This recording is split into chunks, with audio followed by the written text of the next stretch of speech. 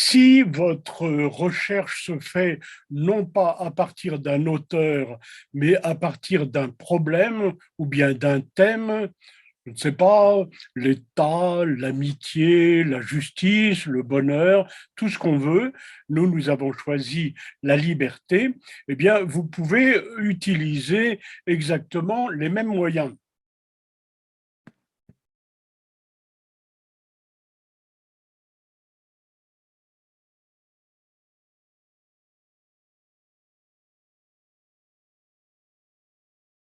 Le problème est que généralement, les philosophes écrivent beaucoup de livres.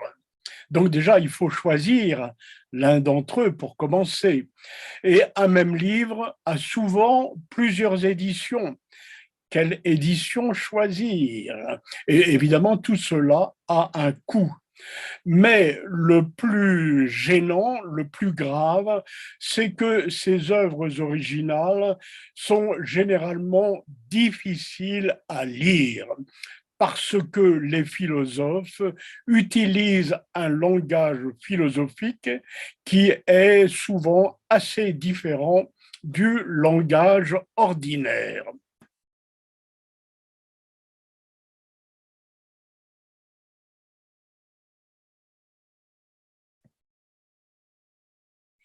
Eh bien, vous pouvez trouver des ouvrages de vulgarisation sous forme de livres ou également ce sont des périodiques qui publient des numéros spéciaux, soit sur des acteurs, soit sur des auteurs, soit sur des thèmes.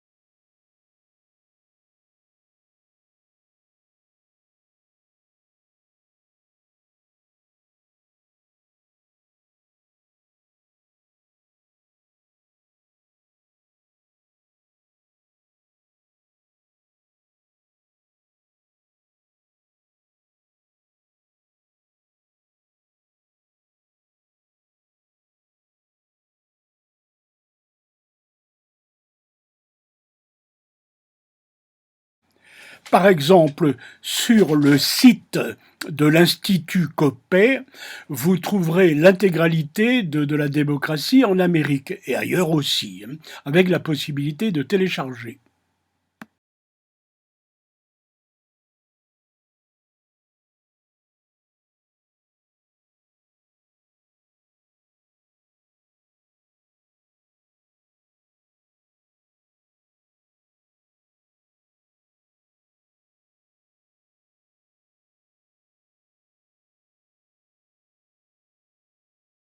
Vous pouvez découvrir énormément de choses en lisant attentivement la table des matières.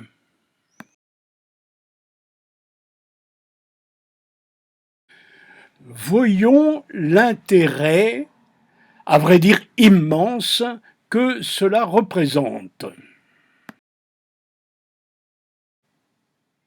Voilà, donc ce fichier maintenant, vous le possédez sur votre ordinateur et vous allez l'ouvrir avec un traitement de texte quelconque.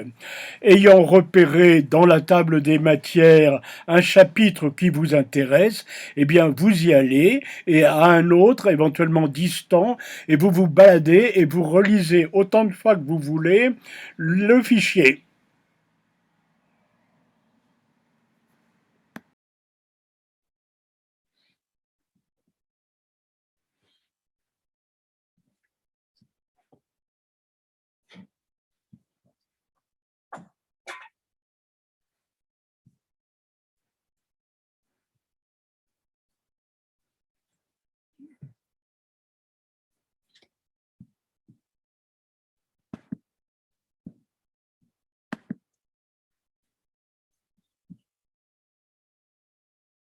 Mais il y a mieux que cela.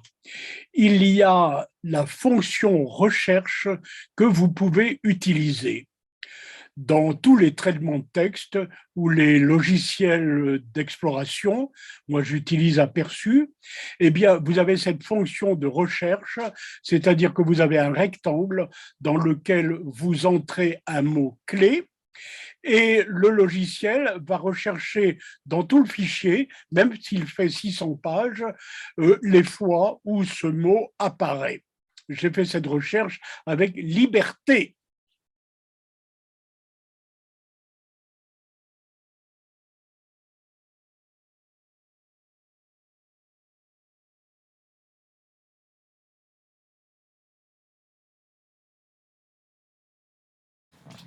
Donc, si vous regardez bien, en haut à droite, dans la partie grisée, vous verrez que le mot liberté apparaît dans 208 pages. Il apparaît dès la table des matières, il apparaît plusieurs fois dans l'introduction et ensuite, eh bien, il tient qu'à vous d'aller voir à l'intérieur du texte toutes les pages où le mot apparaît.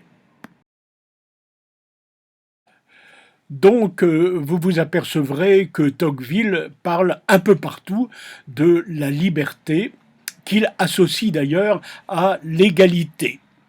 La dernière page où il en est question, c'est la page 627, et c'est d'ailleurs en dehors du texte, c'est dans les appendices, et il est question de la liberté en Suisse, vous voyez.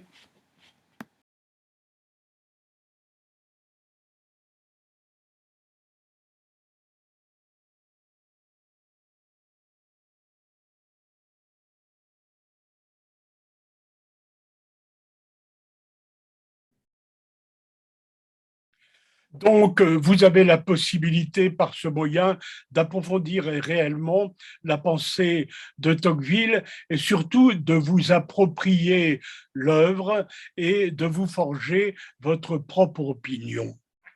Évidemment, vous ne vous arrêterez pas à un seul mot et s'il est question de liberté, eh bien, pensez à regarder aussi l'adjectif libre qui est également omniprésent dans ce texte, l'adverbe librement. Mais vous pouvez aussi penser à beaucoup d'autres mots, par exemple peuple, par exemple démocratie. C'est essentiel. Et vous pouvez enfin penser à utiliser des noms propres. Napoléon, Louis XV, Louis XVIII, Charles X, etc. Voilà. Donc vous avez du pain sur la planche.